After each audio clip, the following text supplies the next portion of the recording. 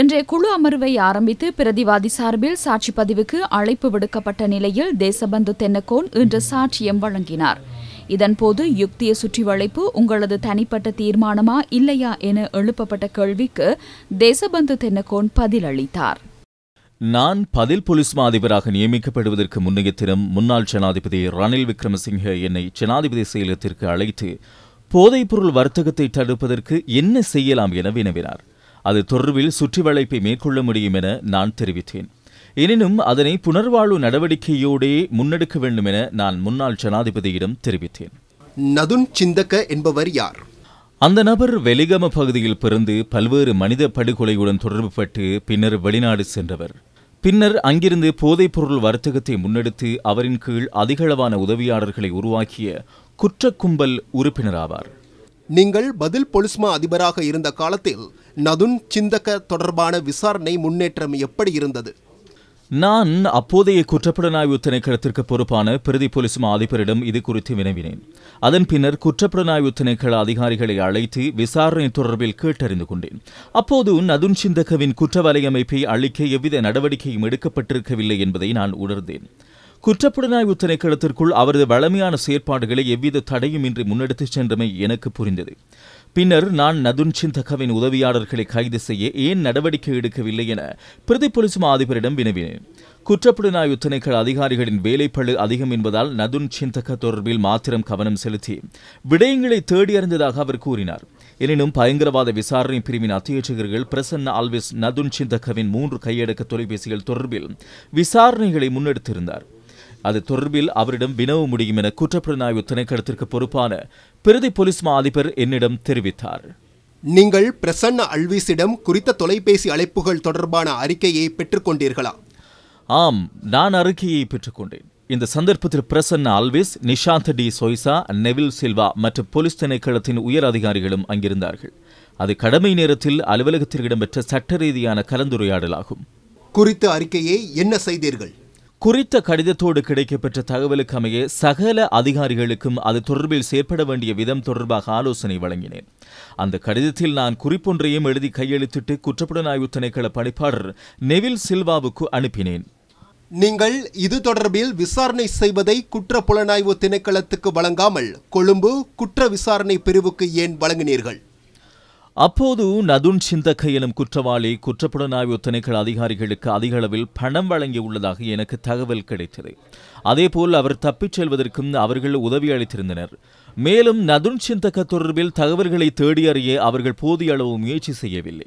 இந்த சகல விடயங்கள் தொடர்பிலும் கவனம் செலுத்தி நான் இந்த விசாரணையை CIDக்கு பாரப்படுத்தினேன். தொலைபேசி அழைப்புகளிலிருந்து தெரியவந்த 149 பேர் தொடர்பில் கண்டறிய குழு ஒன்றை அனுப்பினீர்களா? ஆம், அப்படி சென்றார்கள் என்று எனக்கு தெரியும். 2023 12ஆம் மாதம் 29 மற்றும் 30 ஆகிய தேதிகளில் அவர்கள் சென்றார்கள். அந்த சுற்றி வளைப்புக்காக சென்றவர்கள் உங்களுக்கு தனிப்பட்ட முறையில் தெரிந்தவர்களா என இங்கு தலைமை நீதிபதி கேள்வி எழுப்பினார். இல்லை, இந்த சுற்றி வளைப்புக்காக சென்ற குழு தொடர்பில் தனிப்பட்ட ரீதியில் தெரிந்து கொள்வதற்கான தேவை எனக்கு இருக்கவில்லை. என்சலன் டி சில்வா தலைமையில் குழு ஒன்று இந்த விசாரணைக்காக செல்கிறது என்று உங்களுக்கு தெரியுமா? டிசம்பர் 30ஆம் தேதி அதற்காக குழு ஒன்று செல்ல உள்ளதென்று எனக்கு தெரியும். எனினும் அந்த குழு என்சலன் டி சில்வா தலைமையில் தான் செல்கிறது என்று எனக்கு தெரியாது. காரணம், என்சலன் டி சில்வா உடல் ரீதியில் அந்தளவு ஆரோக்கியமாக இருந்தவர் அல்ல என்பது எனக்கு தெரியும். அதனால் அவர் தலைமையில் குழு ஒன்று செல்லும் என நான் நினைக்கவில்லை. இந்த துப்பாக்கிச்சூட்டு சம்பவம் தொடர்பில் நீங்கள் எப்போது தெரிந்து கொண்டீர்கள்? நான் அது தொடர்பில் 2023 12ஆம் மாதம் 31ஆம் தேதி அதிகாலை 3:30 மணியளவிலேயே தெரிந்து கொண்டேன். அப்போதைய உளவு பிரிவு பிரதானி நிஷாந்த் டி சில்வா எனக்கு அழைப்பை ஏற்படுத்தி CIDயின் 2 மீது துப்பாக்கிச்சூடு நடாத்தி காயமடைந்துள்ளார்கள் என கூறினார். CID பிரதானி நெவில் சில்வா உங்களை தொடர்பு கொள்ள முயற்சிக்கிறார், நீங்கள் அவருக்கு அழைப்பை ஏற்படுத்துங்கள் என்று கூறினார். இது தொடர்பில் கண்டறியுமாறு நிஷாந்த் டி சொய்சாக்கு நீங்கள் கூறினீர்களா? நீதிபதி அவர்களே, துப்பாக்கிச்சூடு ஹோட்டலுக்கு அருகில் இடம்பெற்றுள்ளதால் இவர்கள் மதுபானம் அறிந்து ஹோட்டலில் எவருடனும் மோதலை ஏற்படுத்திக் கொண்டு இந்த துப்பாக்கிச்சூடு இடம்பெற்றிருக்கலாம் என நான் நினைத்தேன். அதனால் என்னுடைய மொழியில் அவர்கள் மதுபோதையில் இருக்கிறார்களா என பாருங்கள் என கூறினேன்.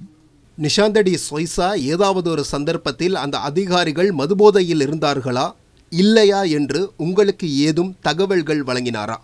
இல்லை, ஐபி மதுரங்க துப்பாக்கிச் சூட்டிற்கு உள்ளாகி வைத்தியசாலையில் அனுமதிக்கப்பட்டதன் பின்னர் நான் வைத்தியசாலைக்கு அழைப்பை ஏற்படுத்தி அவர்கள் மதுபோதையில் இருந்தார்களா என வினவினேன். அப்போதுதான் முழு அணியும் மதுபோதையில் இருந்தார்கள் என்று எனக்கு தெரிய வந்தது.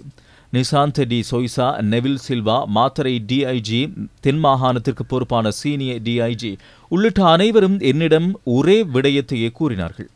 சிஐடியின் இந்த குழு வெலிகம பகுதியில் ஹோட்டல் ஒன்றுக்கு அருகில் இந்த நபரை சோதனைக்குட்படுத்தியிருக்கிறார்கள். இந்த நபர் சிஐடி அதிகாரிகள் மீது துப்பாக்கிச்சூடு நடாத்தியுள்ளார். அதற்கு பதிலளிக்கும் வகையில் சிஐடி அதிகாரிகள் குறித்த நபர் மீது துப்பாக்கிச்சூடு நடாத்தியுள்ளனர். இதைத்தான் என்னிடம் அவர்கள் கூறினார்கள். அதன் பின்னர் குற்றப்புலனாய்வு பிரிவு மற்றும் சோகோ அதிகாரிகள் வருகை தந்து உரிய விசாரணைகளை முன்னெடுத்தனர். அவ்வாறு முன்னெடுத்த விசாரணை தொடர்பில் நீங்கள் திருப்தி அடைந்தீர்களா? ஆம், நான் திருப்தி அடைந்தேன். காரணம், எனக்கு டிஐஜியோ சீனியர் டிஐஜியோ விசாரணைகளுக்கு இடையூறு ஏற்பட்டதாக எந்த விதத்திலும் என்னிடம் கூறவில்லை. அதேபோல் குறித்த விசாரணைகளுக்கு இடையூறு இருந்ததாக மாத்தறை நீதிமன்றமும் எவ்விடத்திலும் கூறவில்லை. நீங்கள் ஏன் இந்த விசாரணையை அப்பொழுது சிஐடிக்கும் சிசிடிக்கும் ஒப்படைக்கவில்லை? குற்றப்புலனாய்வு திணைக்களம் மற்றும் சிசிடி என்பன எனது நேரடி கண்காணிப்பிலேயே உள்ளன.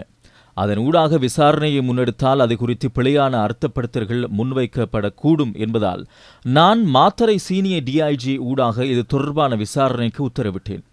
நான் இன்றும் அந்த நிலைப்பாட்டிலேயே உள்ளேன். நான் இது குறித்து சிரேஷ்ட போலீஸ் அதிகாரிகள் பலரிடம் கேட்டறிந்து கொண்டேன். மேலும் அப்போது அரச உளவு பிரிவு பிரதானியாக இருந்த சுரேஷ் சாலேக்கும் நான் தெரியப்படுத்தினேன். அப்போது அவர் எனக்கும் இந்த சம்பவம் தொடர்பில் தெரியும், இன்னும் கொஞ்சம் தேடி அறிந்து எனக்கு தகவல் தாருங்கள் என கூறினார். அதன் பின்னர் ஜனாதிபதி தலைமையில் வாரந்தோறும் கூடும் பாதுகாப்பு சபை கூட்டத்திலும் இது தொடர்பில் தகவல் சேகரிப்பேன். அப்போது அரச உளவு பிரிவு பிரதானி சுரேஷ் சாலே நான் முன்வைத்த விடயங்களை விட வேறேதும் வித்தியாசமான விடயங்களை முன்வைக்கவில்லை. அதனால் என்னிடம் சமர்ப்பிக்கப்பட்ட விசாரணை அறிக்கை சரியானது என நான் நினைத்தேன். போலீஸ் அதிகாரிகள் ஒழுக்கத்தை மீறியமை தொடர்பாக போலீஸ் ஆணைக்குழு அனுப்பிய கடிதம் உங்களுக்கு கிடைத்ததா? ஆம், எனக்கு கிடைத்தது.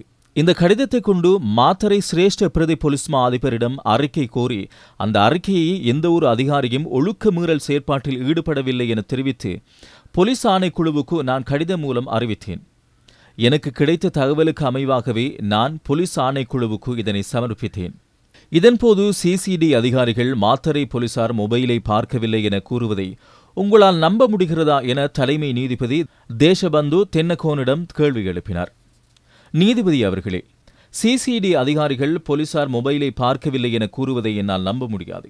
எனினும் என்சலன் எனும் அதிகாரி தலையை பிடித்துக்கொண்டு கீழே குனிந்தார் என்ற விடயத்தை என்னால் நம்ப முடியும். காரணம், அவர் உடல் ரீதியில் மிகவும் மோசமான இருப்பவர். எனினும் சாரதி மற்றும் ஏனைய அதிகாரிகள் கட்டாயமாக மொபைலை பார்த்திருக்க வேண்டும்.